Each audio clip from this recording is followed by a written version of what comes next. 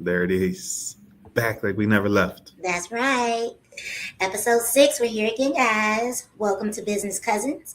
I am Tasha Ware. I am the CEO and founder of HLS Collective, and I help busy women with overwhelm with bringing structure and stability to their life through wellness and fitness.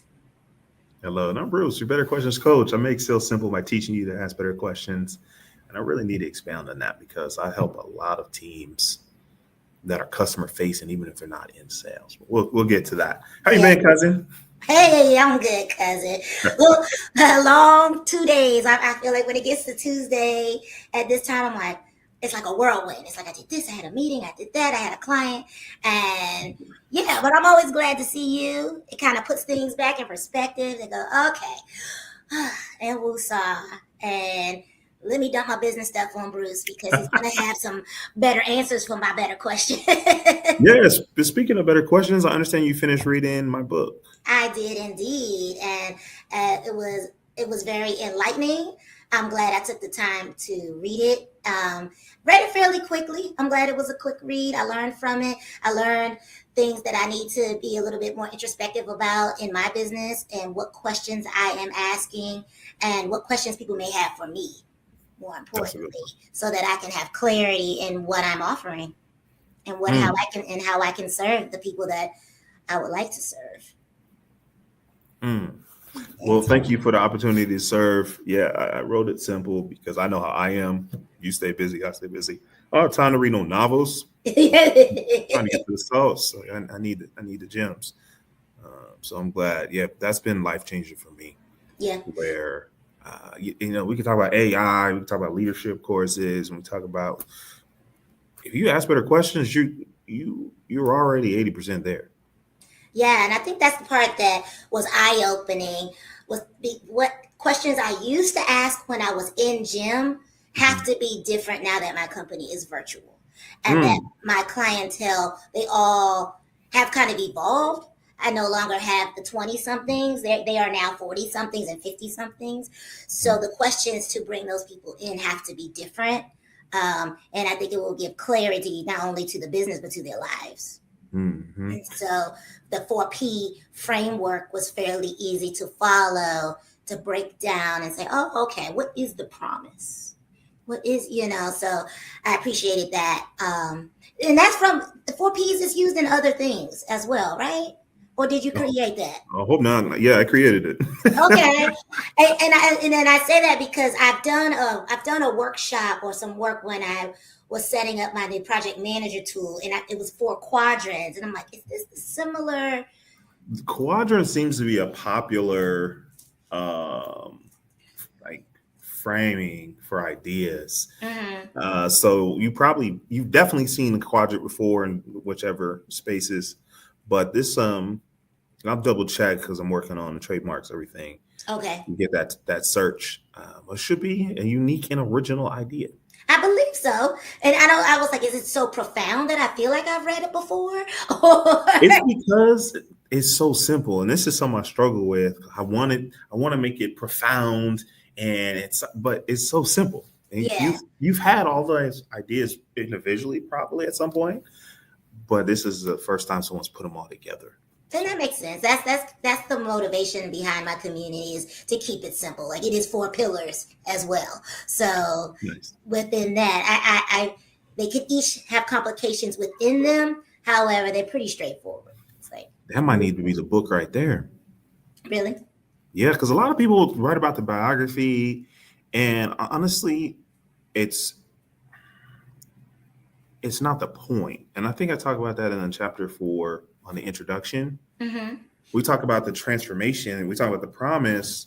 So writing a book on the pillars might be a really great place to start, and Hmm. then write the biography second. Yeah, I can see that because our pillars are very simple. Mindfulness, movement, nutrition, and sleep and recovery. And Mm, if you can tackle those daily, just one of those 4 things on a regular basis for years on years and years, your life will be changed. And people neglect simple things like drinking their water, and mm, and sleeping, and knowing the amount of sleep they actually need, and not that they're just getting because that's what's allowed to them at the moment, but really understanding, yeah, you can live off 6 hours, but how are you functioning at your highest? Yeah. Probably closer to the 8, especially if you're female. Yeah. Scientifically, not my opinion, per fact. So That's good. See, that's the type of simplicity that gives people clarity, and clarity creates confidence. So take action. When they take action, it'll work. And then they're like, oh, this book changed my life, which is partially true, but they changed their life, right? You just gave them the tools. Exactly. And be on the journey with them so they can do it consistently. Because that's the hardest part. A lot of times my clients know the answer. They have the answer, or they can find it. It's just implementing it day after day after day after day that seems to be the pain point. Yeah. It's the consistency. But that's good. You said that's good? That's huge, because you said something really important. They could find the answers. And especially in this world we live in, we got ChatGPT, Copilot, Gemini, Claude, Huggy Face. Like, you could get the answers, but having the right answers in the right order is valuable. So, perfect segue. I love the title. She comes up with a title, y'all. That's the mastermind. Teamwork success, though. That's one of the things I wish I had people had told me about starting a business. The first one was pay your taxes. Indeed. But the second one is simple sales. And when you talk about, hey, they have all the answers. Well, yeah, that's almost the problem. There's millions of results when I ask a question. There's hundreds of hours of YouTube videos. There's dozens of Reddit threads. You're like, well, which one do I need? Simplifying it for people pay for that. Yeah. Very few people pay to make things more complicated. That is the truth. That kind of goes in line with what we talked about last week when I mentioned Oprah and her endorsing all those different plans and shots and things. And then I did some more research, and it's actually closer to 8 to 10 different. Oh, wow. Isn't that crazy?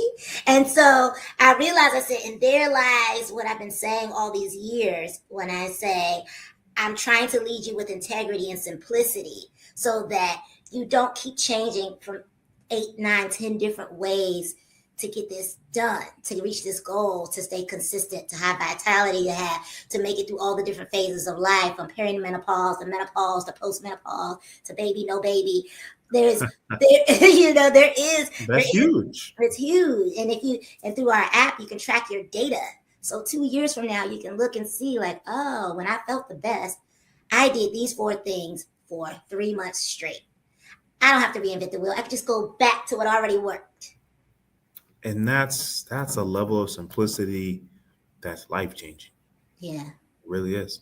So that's probably one of the things I'll say first is keeping it simple in my life, in my business, in my products and services, in my pricing, just keeping it simple. Yeah. What about you? What's something you wish you had known? You wish they told you? Maybe you're like, man, I should have asked this question before you got started.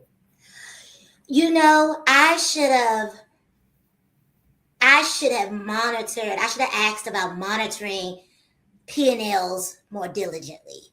Like profit and loss. Like, what am I spending money on and what am I spending time on? But how do you keep it going more consistently through the data brought in each month, which is what I knew when I worked for corporate, but I wish I would have asked how to implement it as an entrepreneur on my own. Yeah. Faster. Like, where does that live? That's something that I would look back at the day and you're like, whoa, I brought in that much? That was great. Like, who knew? But if I would have tracked how I got there, I could have replicated it. That's a big one. And then I could have given that to my coaches so that they could replicate it. Because that was a pain point throughout the years. Is how do I replicate it with my coaches who also have the same vision to move us all in the right direction? So the first pain point you mentioned was being able to stay consistent through life changes. And the second one was, how do I teach other people, other coaches, personal trainers, who may be professionals, but personal trainers, how that help them duplicate and scale. That's good. Yeah. That's good. These are the type of things we take for granted and people will pay for. I agree. Because like you said a professional trainer or a personal trainer, that is something that I've had to teach over the years. How do you take what you learned in the book and apply it to people and to apply it to real lives? Because you can have all the certifications and be an awful personal trainer because you don't know how to apply the personal part of personal training. Or you only know the personal part and you're awful at actually programming and training. But how do you bring that together to form some type of philosophy or niche for yourself? So I think you're right. It is an important thing that can be sold.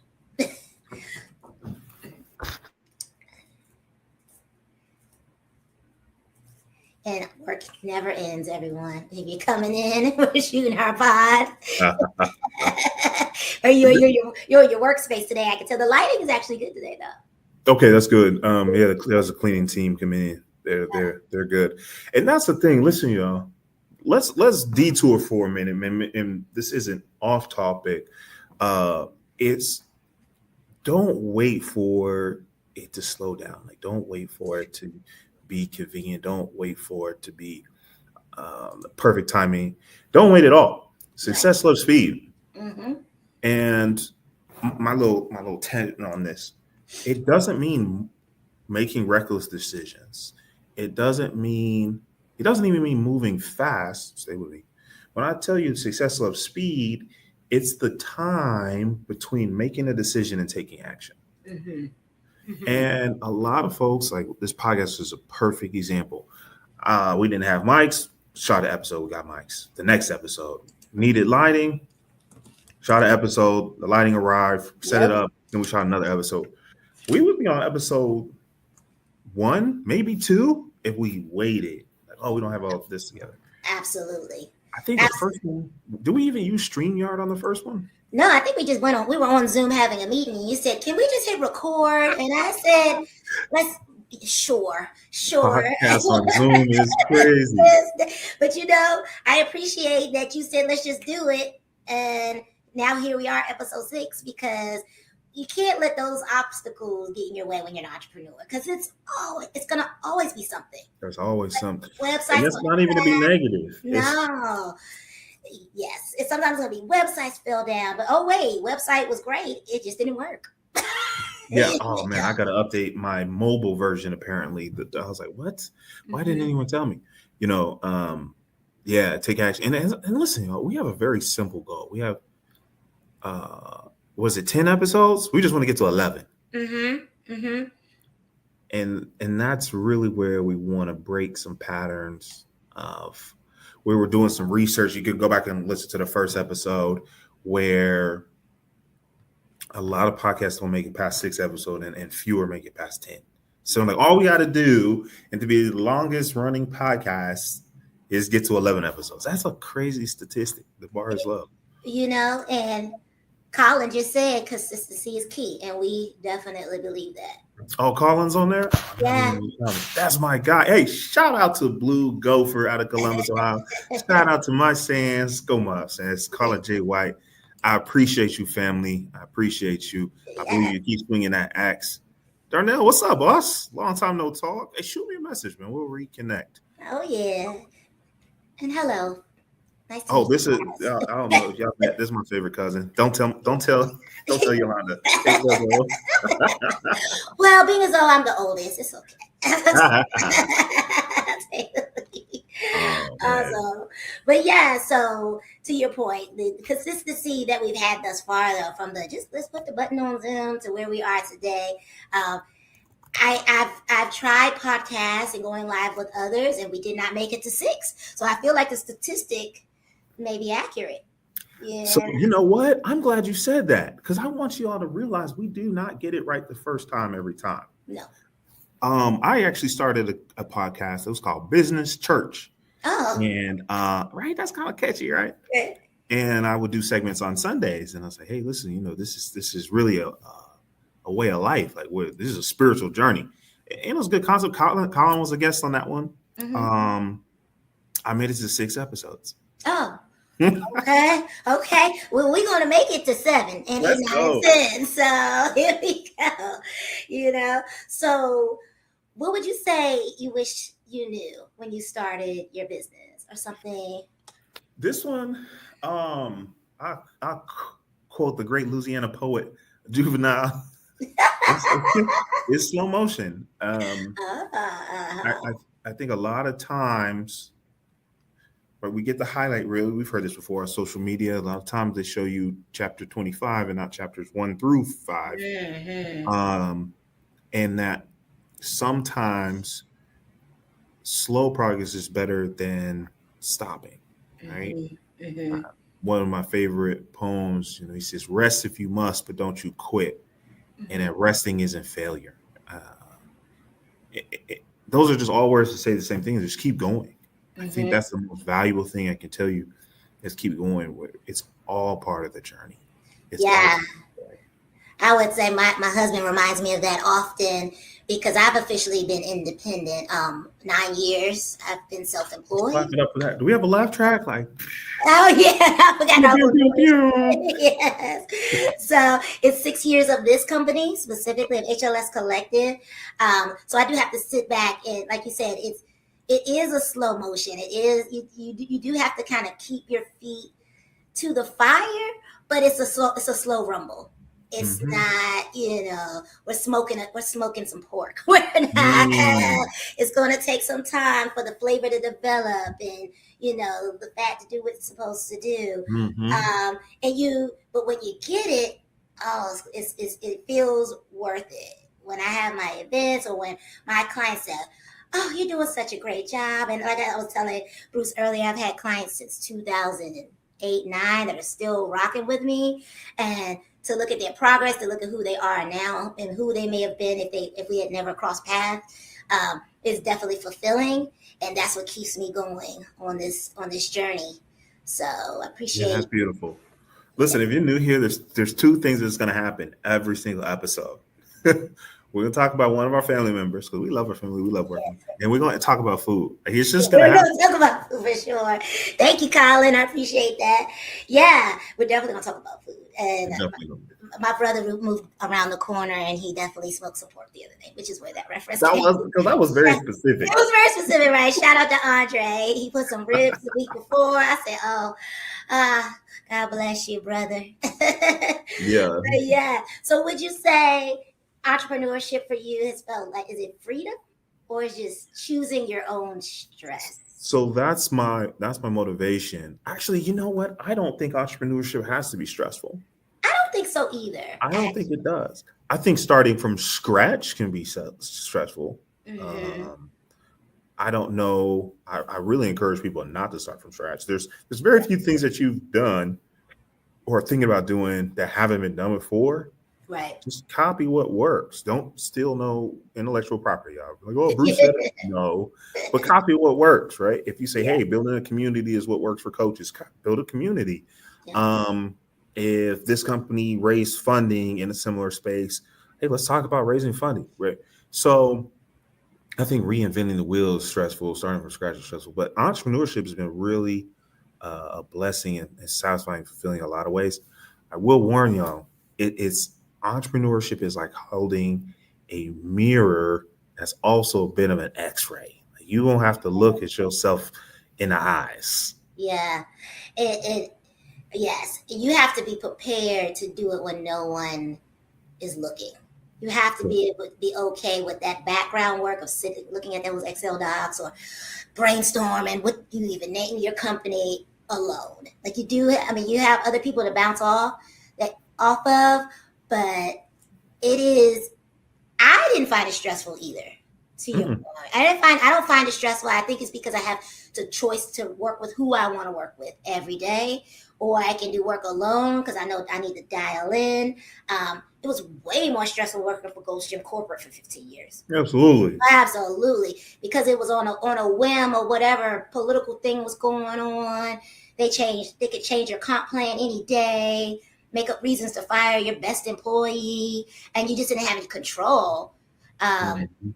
I got transferred to all kind of gyms, which they technically were raises, but I was leaving people behind that I had nurtured and I had room, helped grow as trainers. So it was way more stressful, and the glass ceiling was real. It's very real. Man, that's why I became an entrepreneur. Did I tell this story already? Where they wouldn't promote me? No, but that's why I became an entrepreneur. Yeah, That's exactly why I became an entrepreneur. I had got into sales. I'll tell that story later. And I started off okay. And one day I made a commitment. I'm rereading Think and Grow Rich.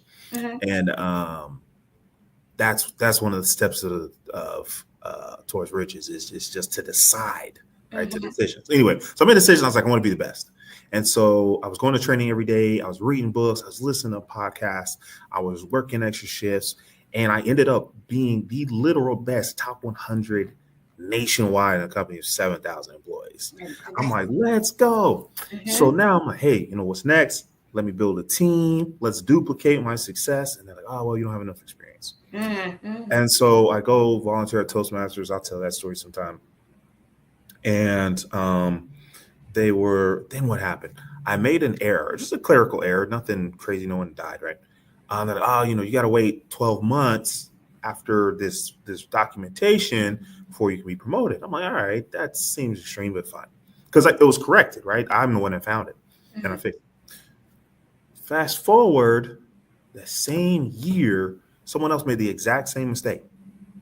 And then they got promoted 90 days later. Oh. I was like, okay. I was like, all right, cool. Oh, yeah, that'll do it. That'll do it. That'll do it.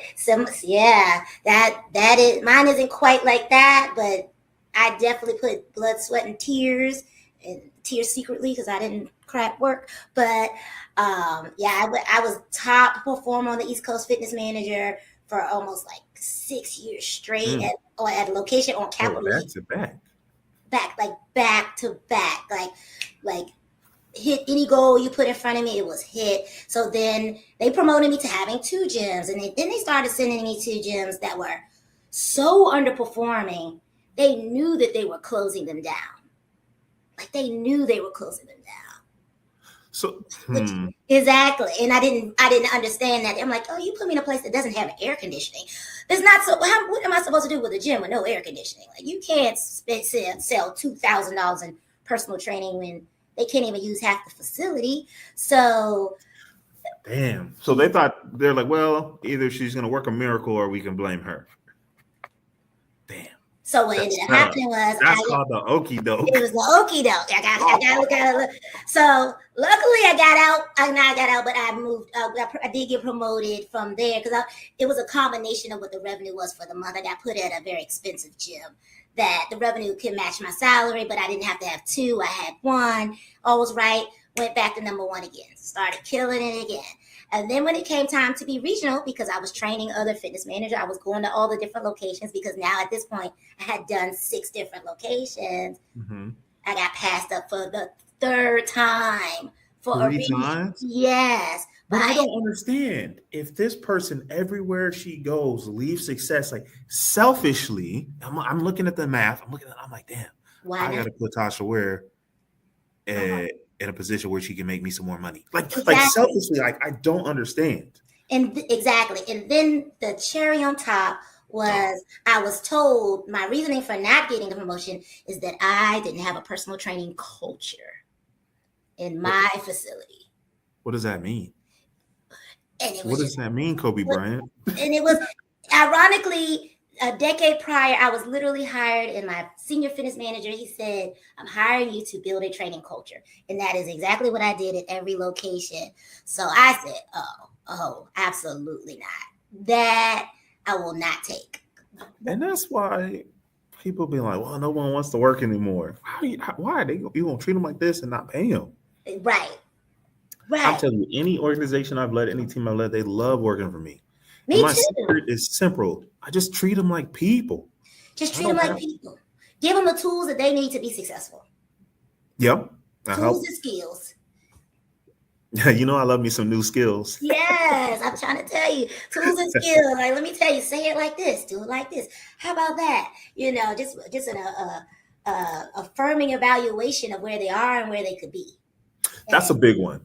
That's a big one because it's real quick. Oh, you did this wrong. You did this wrong. You did this wrong. But you never tell them what they did right. Mm-hmm. Man, positive reinforcement is more effective than negative. Absolutely. And back to the family. I come from a positive family. I come from a positive environment. I wasn't reared in a space of negativity, so I don't manage that way. I don't like to speak down to people. I see value in whatever you're bringing to the table, whatever you put into yourself. So that management style doesn't work on me. I am very rebellious when it's come my way. Mhm. Where I have pushed back against comp plans and all kind of things, but I actually like managing people. I like us building as a team and growing and going somewhere together, like a corporate family. Yeah, I was reflecting on this when I was playing some video games, and I was looking at my top 5 most played games, Mm. and it's it was a co-op game, it was a multiplayer game, it was a co-op game, it was a co-op game, and it was a puzzle game.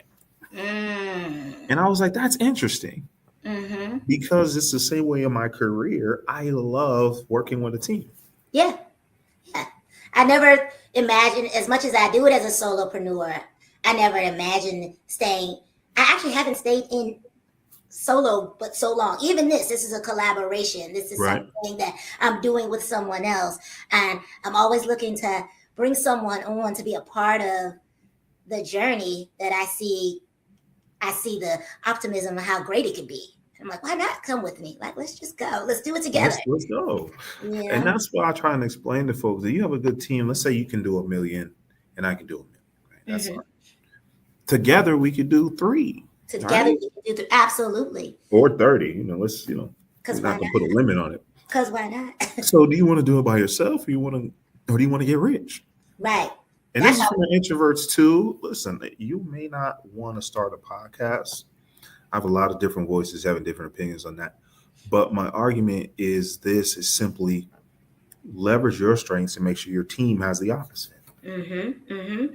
And that's something I've done over the years. I would sometimes, obviously, I don't look like some big 230 pounds, 6'4" personal trainer, but I would hire 2 of them so Mhm. that I can send clients that prefer that aesthetic to my own. It is, you have to build your team to on their strengths, not your strength. Mhm. So I enjoy that as well, especially in personal training where there's so many different niches that you can kind of fall into. You got sports performance, you got weight loss, Oh you yeah. Power lifters is a whole nother. there's high rocks now, which is the new basically CrossFit. There's so many ways. Runners, whole nother ball game. Mhm. And I don't try to pretend that I can cover all of it, but I can put you in a position to be in front of the right person so that Here you we get go. the solution. But yeah. So, in working with family, do you feel like it brought family closer or exposed some So personalities? it definitely exposed me as of my ability and inabilities as a leader. Okay. Um, I'm thankful that I worked with family because they're a little bit more honest with where I need to improve, and so that's helped me improve in all other areas. With people who don't know me, they might have just quit, right? Mm-hmm. So largely working with family has been real positive. Yeah. What the transparency is, I don't know how much they enjoy working with me. Yeah. That's really where I need to work on. I don't have any complaints um, I from can them. agree. I can agree. I think I don't have any complaints per se. I can see some improvements had I understood the nuances of working with people virtually, because Hmm. that is a different beast. Whether they're my cousin or a family member or not. But that is a good question. I wonder how they feel about working with me, because I know I'm very much so like, let's check these boxes, let's do this thing. I'll see you on Tuesday. But I also come from a ballet background where that's how you do it. You just show up, you be quiet, you do the thing, Mm-hmm. you take your bag, you leave, you come back, you do it again. Smile because Mm-hmm. your feet are bleeding, still smile, keep going. Mm-hmm. And you just know that nugget will turn into success, but it may take a decade. And that's where I think it can happen quickly. However, it's not. You have to be very, very intentional about having quickly. Going back, I just did some content. I got to get captions for it. Mm-hmm. And I said the reason I like to hire is athletes, food service, and athletes, food service, I can't remember the third one. It's resilience. It's resilience. It's because they're willing to do the work when no one's looking, even if there's no results, because you got to do 2 a days. Shout out to those athletes. But the game's not for a couple months, right? So I think entrepreneurship definitely takes a different level of resilience. Yeah, you can add dancers, ballerinas to that because it's the same thing. Those are athletes. Those are definitely athletes. You're putting us in the athlete category. Absolutely.